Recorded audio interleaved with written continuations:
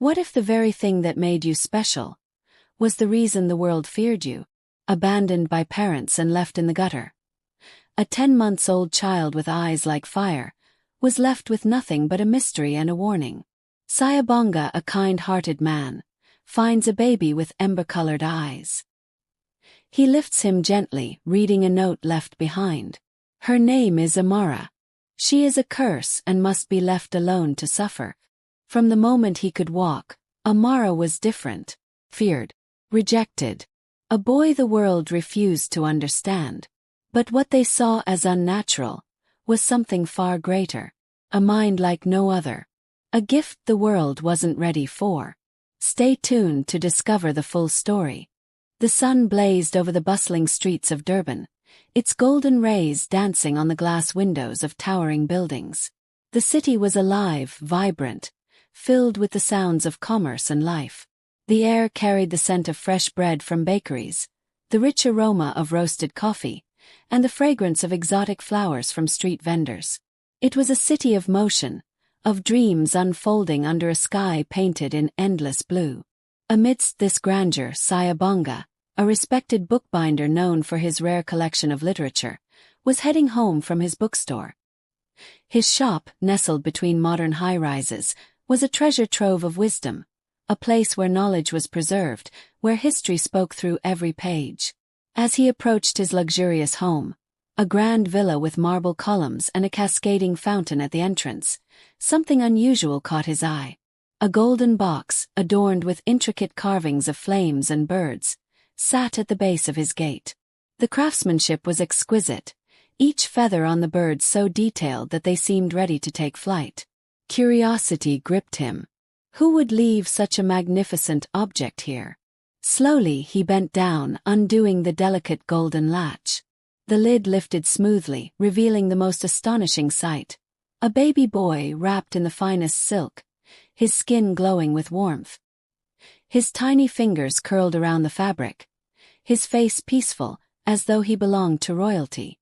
Then the baby stirred. His eyelids fluttered open, revealing something extraordinary. His eyes were not like any Cabonga had ever seen. They gleamed like molten gold, shifting between amber and crimson, burning with an unexplainable fire. A note lay beside him, written in flawless calligraphy. Her name is Amara. She is a curse and must left alone to suffer.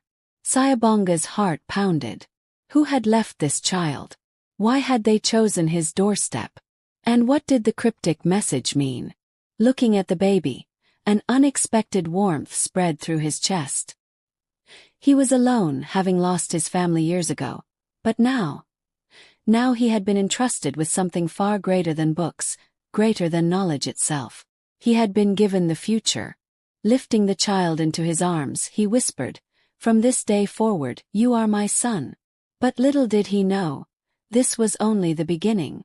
The years passed swiftly, and Amara grew into a striking young boy. His beauty was mesmerizing. His rich dark skin glowed under the sun. His jet-black curls bounced with every step, and those ember-colored eyes held wisdom beyond his years. Cabonga spared no expense in raising him. Amara lived in luxury, attending the best schools, dining in extravagant halls with chandeliers that sparkled like constellations, and traveling across the world to see places most could only dream of. But no amount of wealth could shield him from the whispers. People feared what they did not understand. His classmates avoided him, intimidated by his strange eyes. Parents whispered about him at school functions. Teachers hesitated before calling his name. And then the incidents began. At just 5 years old, Amara could solve puzzles meant for scholars. At 7, he advised business moguls at his father's events, offering insights that left grown men in stunned silence. By 10, he could foresee outcomes of political elections and predict natural disasters with unnerving accuracy. The world did not know what to make of him. One afternoon, as he sat beneath the golden chandeliers of his father's study, Cabonga sighed. "Amara, my son, people will always question what they cannot comprehend. But tell me, how do you know so much?" Amara set down the book he had been reading. "I don't know, Baba. It's like, I can hear the future whisper to me. Sayabonga's spine stiffened. And do you ever tell them what you hear? Amara shook his head.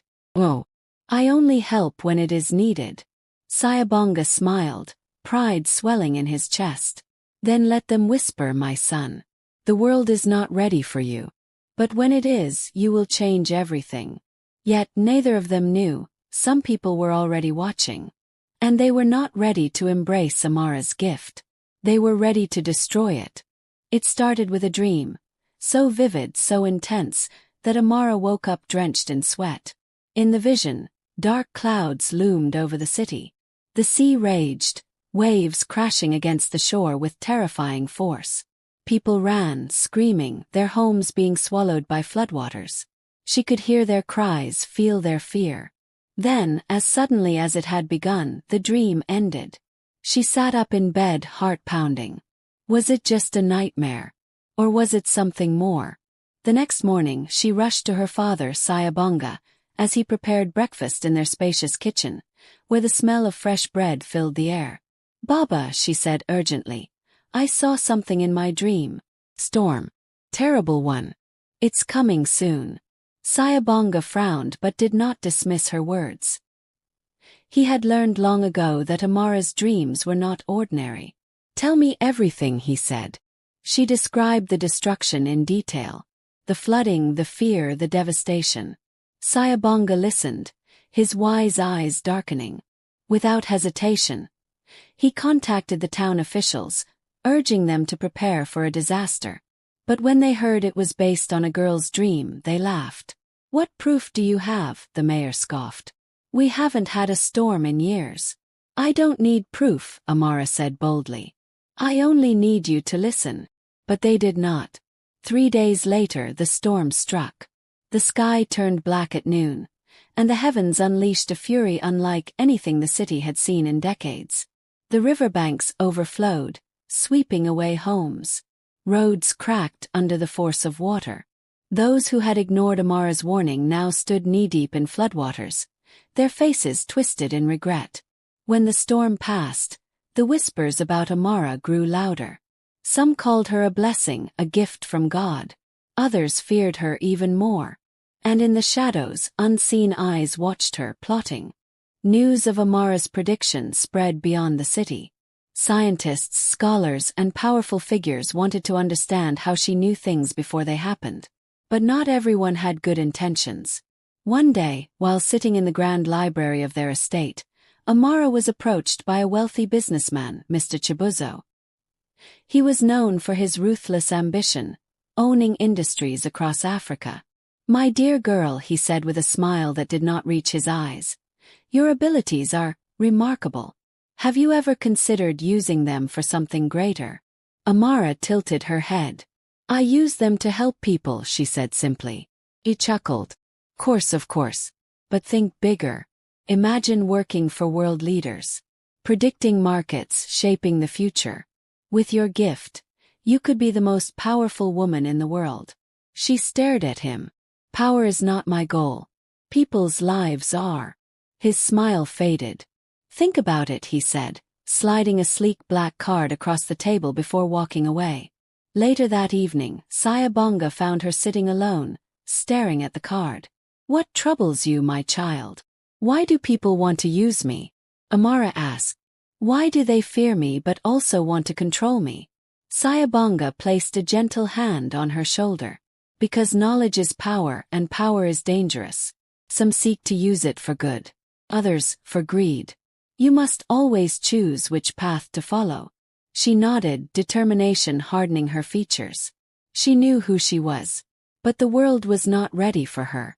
And soon, she would have to fight for her place in it. The sun cast golden light over the sprawling estate as Amara sat on the balcony, gazing at the horizon. The world was at her feet, yet something felt off. A knock at the door interrupted her thoughts. Sayabonga entered, holding a neatly folded newspaper. He placed it on the table in front of her.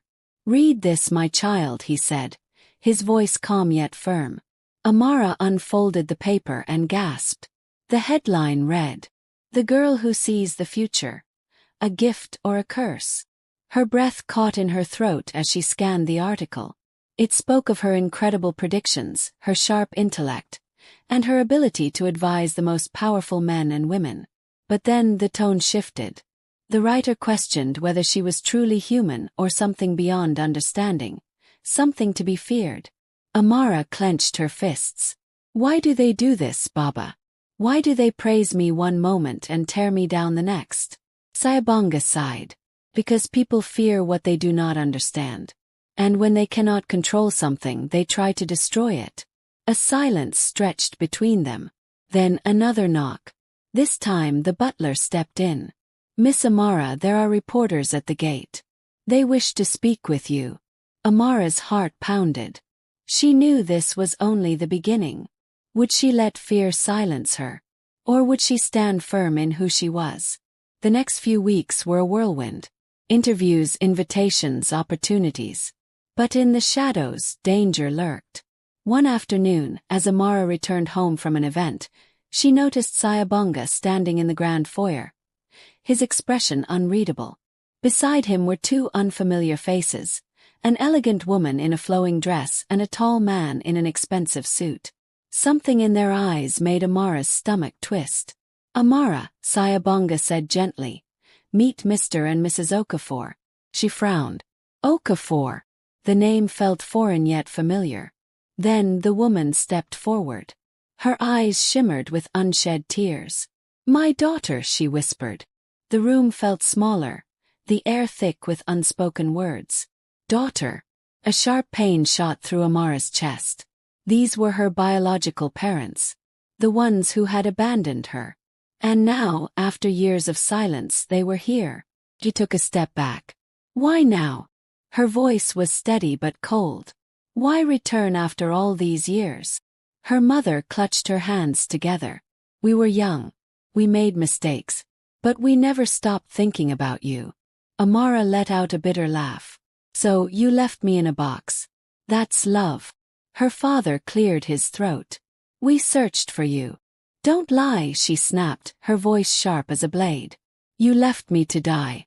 Now that I have something, you want to claim me. Silence. Cabonga placed a firm hand on her shoulder. The choice is yours, my child. But remember, forgiveness is not for them. It is for you. Tears welled in her eyes. She was no longer the abandoned child they had left behind. She was Amara, the girl who defied fate, the girl who changed lives. Could she ever forgive them? Or was this just another storm waiting to consume her? Amara stood in the vast living room, staring at her biological parents. The chandeliers above cast a golden glow on their faces, but she felt no warmth. Only confusion, anger, and a deep, aching sadness.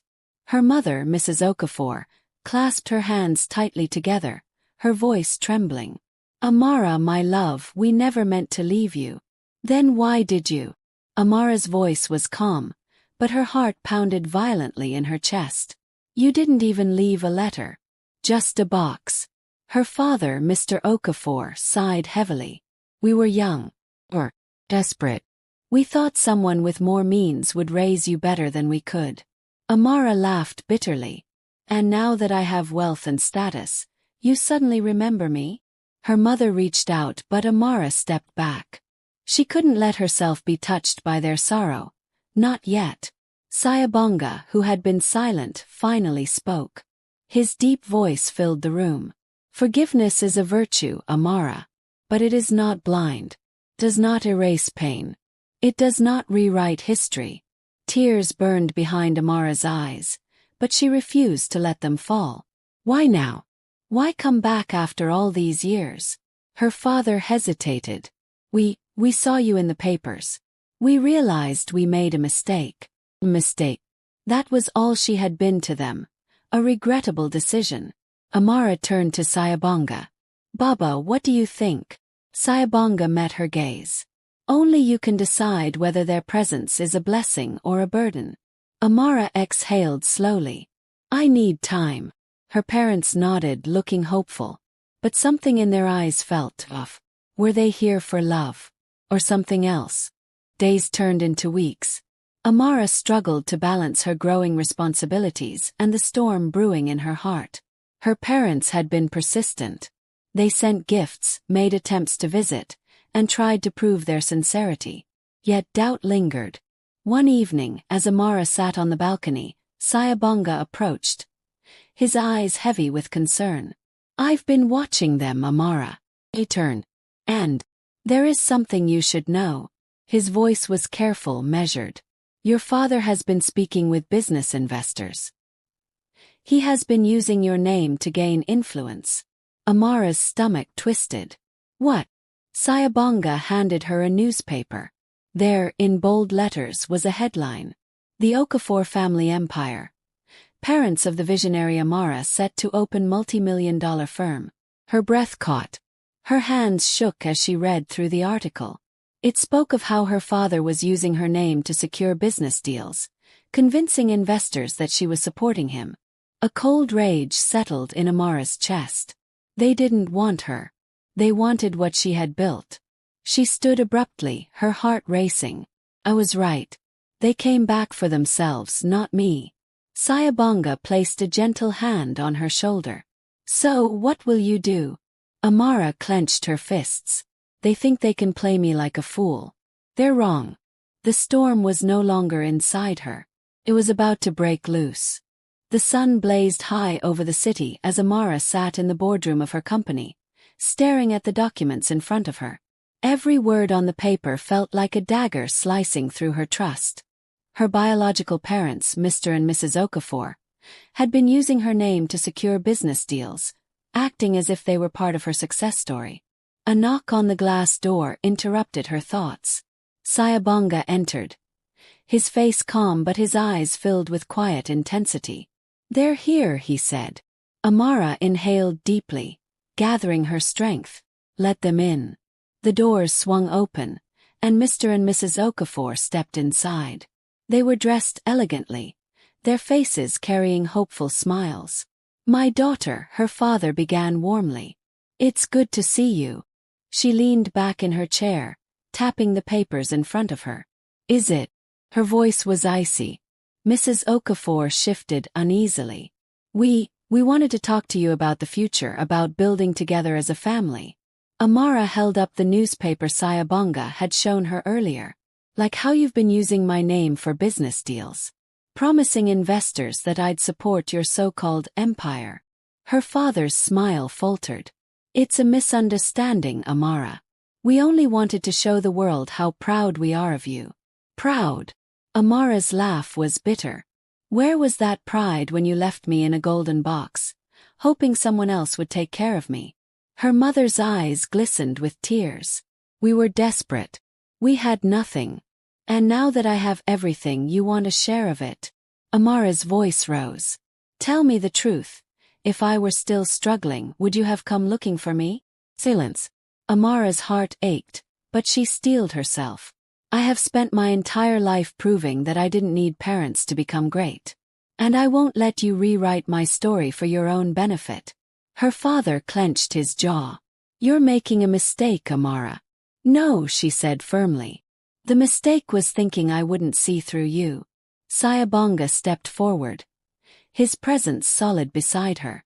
"Amara, you have made your choice. Stand by it." Mrs. Okafor sobbed. "We're still your parents." "Parents?" Amara's voice cracked. "Cabonga is my family. This company, my hard work, my struggles, they are my family. You." She shook her head. "You're just a lesson I had to learn." Her father's expression darkened. "You will regret this." Amara met his gaze, unwavering. "Oh, I won't." As they left, the weight of finality settled in Amara's chest. The pain was sharp, but it was nothing compared to the betrayal she had just uncovered. She had made her decision. Now she had to live with it. Weeks passed, and the storm of her parents' betrayal began to settle. But Amara knew one thing: this was not the end. It was only the beginning. She stood on the balcony of her mansion, looking out at the city she had built her dreams in. Cabonga joined her, holding a cup of steaming tea. "You did the right thing," he said softly. She exhaled. "Then why does it still hurt?" Because you are human, he replied. And you still have a heart. Amara turned to him. I want to do something different, Baba. I don't want my legacy to be just wealth. I want to create something that truly matters. Cabonga nodded. Then do it. What do you have in mind? She smiled, the fire in her eyes rekindled. A foundation for children who were abandoned like me. A place where they will be loved, educated, and given the chance to grow beyond their circumstances. Cabonga's face lit up with pride. That is the greatest legacy you can build. The very next morning, Amara set her plan into motion. Within months, the Amara Foundation for Hope and Excellence was established. It became a sanctuary for forgotten children, a place where young minds flourished. Reporters flooded her with questions. Why do this? One asked. She smiled. Because every child deserves to know they are not a mistake. As she stood before the first batch of children in the foundation, she saw a reflection of her younger self in their eager eyes. You are all here because someone believed in you, she told them. I was once like you. Lost, abandoned, searching for love. But I found my strength. And so will you. Thunderous applause erupted, and for the first time in her life, Amara felt truly whole. She had turned her pain into purpose. And that was her true victory. This is the end of the story, but if you will love to continue with part 2, then let's see in the comment section.